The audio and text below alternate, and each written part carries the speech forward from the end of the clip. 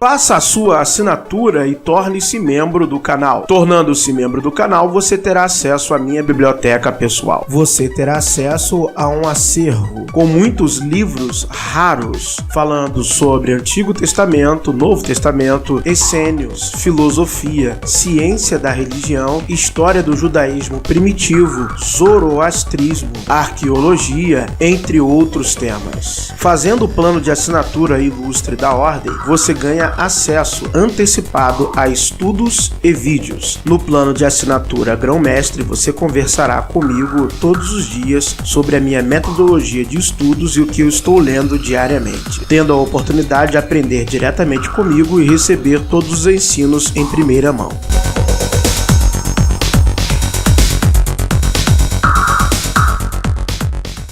Olá, meus amigos, bem-vindos ao canal Verdades Ocultas da Bíblia e vamos a mais um vídeo neste canal falando sobre arqueologia bíblica ou arqueologia da terra da Palestina. Especificamente, vamos realizar a leitura de um trecho do livro do professor doutor, mestre, pós-graduado e tantos títulos e tantas formações do professor José Ademar, do seu livro A Bíblia, a Arqueologia e a História de Israel e Judá.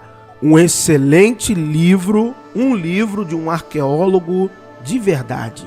É muito satisfatório poder ler as obras do professor José Ademar, porque você vê um trabalho acadêmico honesto sendo feito. Então leia os livros dele, leiam as suas obras, é muito bom, é muito interessante. Vamos lá, página 54, a fabulosa história de Salomão. Exatamente isso. Segundo a narrativa, depois da morte de Adonias, Joabe e Simei e do exílio de Abiatar, a realeza se consolidou nas mãos de Salomão. Primeiro livro dos Reis, capítulo 2, versículo 46, parte B. A partir daí, a literatura bíblica construiu um império fabuloso para Salomão, que por muito tempo foi lido como histórico pelos estudiosos da Bíblia. Salomão não só teria consolidado o domínio de Judá sobre todas as tribos de Israel, mas teria reinado sobre todos os reinos, desde o rio Eufrates até a fronteira do Egito, e todos os reis lhe pagavam tributo. Está aqui a referência, primeiro livro dos Reis, capítulo 5, vai dizer assim: E Salomão reinou sobre todos os reinos, desde o rio Eufrates até os filisteus, e até a fronteira do Egito. Traziam-lhe tributo e serviam a Salomão todos os dias da sua vida, pois dominava sobre todo o lado do rio Eufrates, desde Tifazá até Gaza, sobre todos os reis do lado do rio, o Eufrates, e havia paz para ele em todos os seus arredores. Então, primeiro livro dos Reis, capítulo 5, versos 1 e 4. Salomão teria se casado com a filha do faraó do Egito. Primeiro livro dos Reis, 3, versículo 1. O maior império que Israel conheceu teria construído o Templo de Jerusalém, para o qual teria mobilizado centenas de milhares de operários ao trabalho forçado para cortar o cedro do Líbano e blocos de pedra. Inclusive, isso é espetacularmente fabuloso, porque os escribas esqueceram-se de um detalhe. Falaram de tantos operários empregados e quando eles dão a medida final, né, do templo construído, é uma capela. É uma capela. Eu fiz um vídeo sobre as medidas do templo, tirando do próprio texto bíblico, tanto do livro dos reis quanto do livro das crônicas. E é uma capela. Não faz sentido. Então o relato é fabuloso, realmente. É impressionante o amontoado de simbologias que há neste templo. Porque, eu já vou falar aqui, o templo de Salomão é um símbolo do corpo humano. Exatamente, é o corpo humano.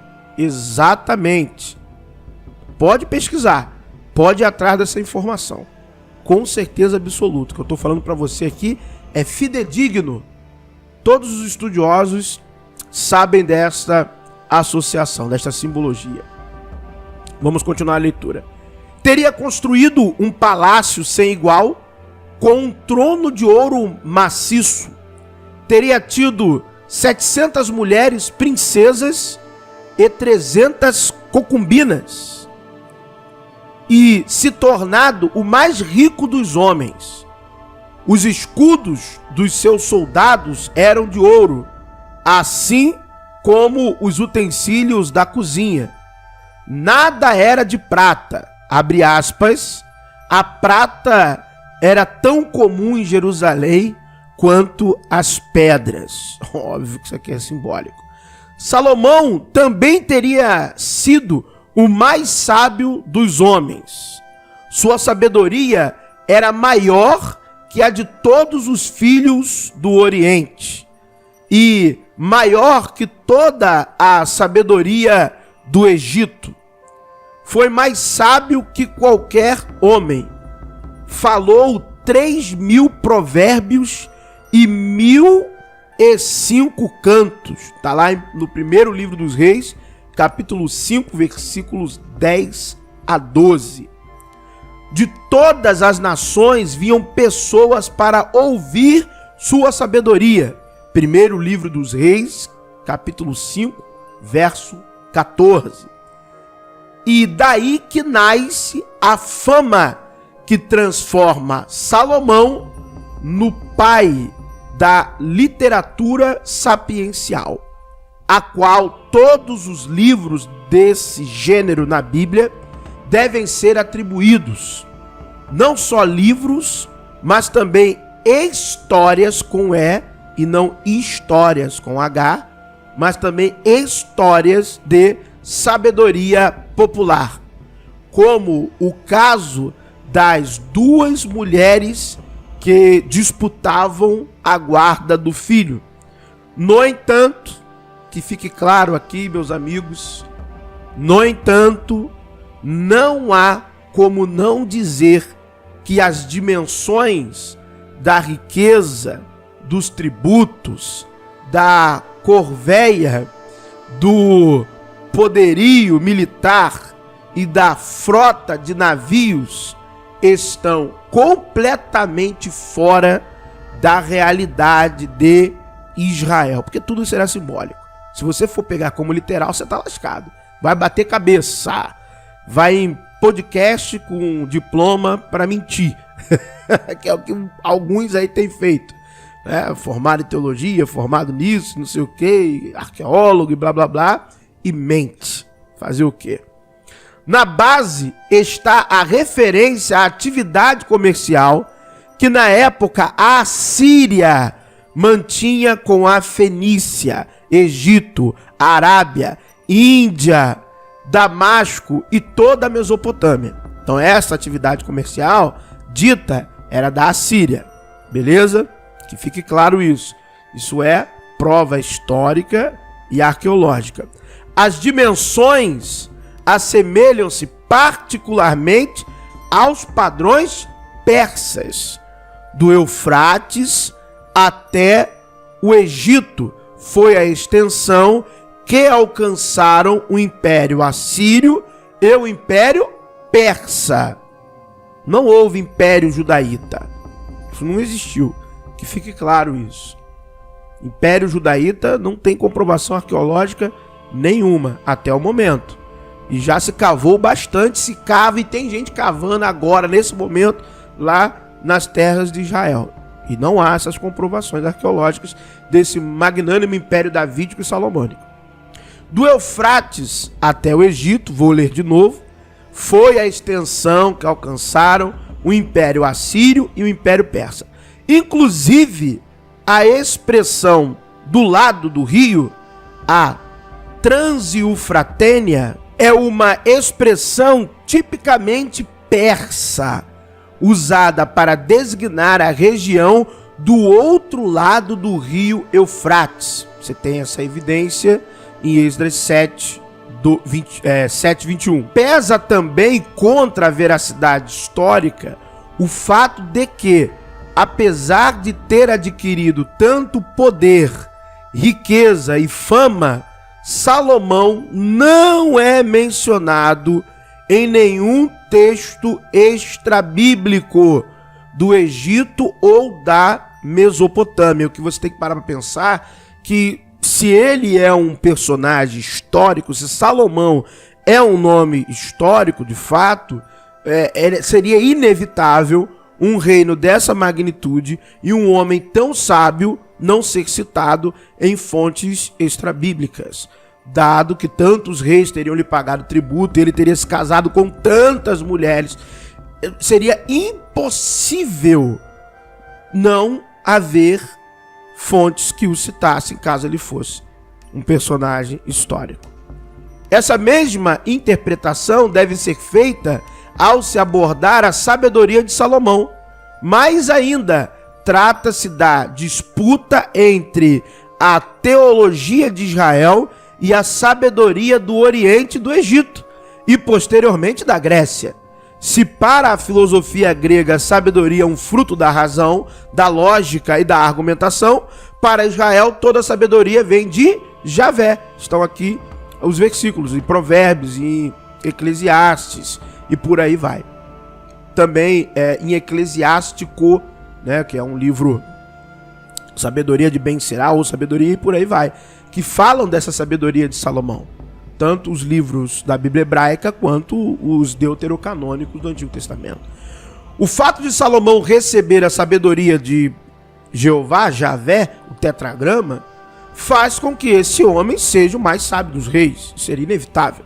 A incógnita que pesa sobre a riqueza e a sabedoria pesa também sobre as construções de Salomão, particularmente sobre o templo e o palácio.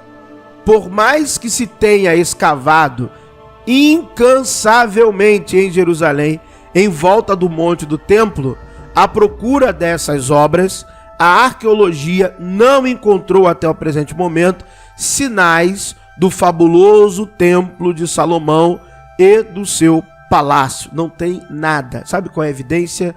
Zero. Vestígio, zero. E tem gente lá escavando, tem uma instituição que só é fundada para escavar aquele local lá desde mais de 50 anos, se não me engano. A fundação lá do Monte do Templo. E até agora, nada. Nada, nada, nada. Fato que tem levado um grande número de historiadores a duvidar de que algum dia tenha realmente existido. Duvidar não, a maioria já tem certeza que não existiu. Essa é a verdade. Não encontrando sinais de Salomão em Jerusalém, os arqueólogos foram buscá-los fora da capital, o que de alguma forma traria também o relato bíblico como inverídico se algo tivesse sido encontrado, mas também não foi, porque o relato bíblico fala de Salomão, do seu entorno, mas da sua capital sendo em Jerusalém, e não se encontra nada em Jerusalém, e vamos dizer, ele encontramos aqui fora, então calma aí, se está em outra cidade e não em Jerusalém, tem algo errado também, mas nem isso encontra. De forma que em meados do século XX, quando a arqueologia estava em pleno progresso, foram encontradas construções gigantescas com arquitetura parecida em 3 grandes sítios arqueológicos de Israel. Os sítios eram Meguido, Azor e Gezer.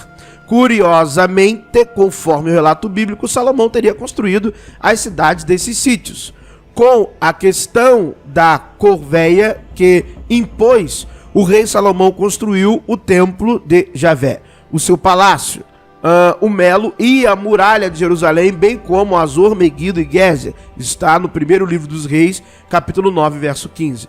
Para os arqueólogos que escavaram esses sítios, não restava dúvida. As construções encontradas em Azor, Gézer e Meguido eram do rei Salomão. Só que não eram, né? Essa é a verdade. Nós vamos ver mais à frente. Eu já falei em outros vídeos também sobre esses 3 achados. O destaque era para 3 portões que foram datados de meados do século X, período do reinado de Salomão. Cada portão havia sido construído no mesmo e único estilo, com 6 câmaras. Essas descobertas bastaram para dar vida ao reinado de Salomão. É engraçado. Porém, no final do século XX da nossa era, com os avanços da arqueologia, que lançou mão de novas técnicas que possibilitavam uma avaliação mais precisa da idade das construções, chegou-se à conclusão de que os portões, palácios e templos de Meguido, Azor e Gézer pertenciam a um período mais tardio, aproximadamente um século depois, por volta de 860 a.C.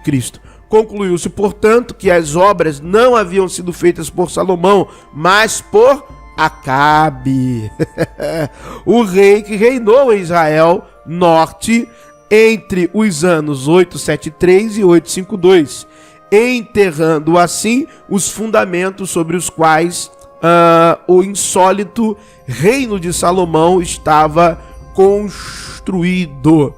Inclusive, não é à toa que há uma difamação, quase assim, né?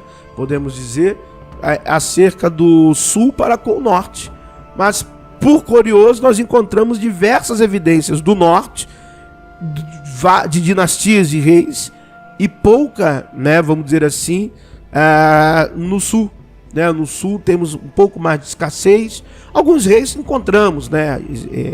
Zedequias, Ezequias, Manassés, mas Davi, Salomão, até Roboão, a gente tem uma certa dificuldade. Então vamos lá, vamos continuar.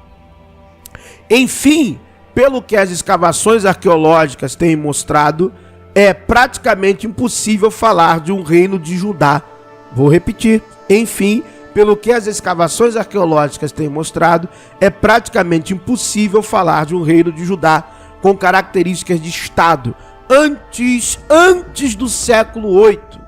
Menos verossímil ainda é falar de um império davídico e salomônico nas dimensões que a Bíblia descreve. Também de Israel Norte, que precedeu Judá em idade e desenvolvimento, é difícil falar de um reino anterior ao século X.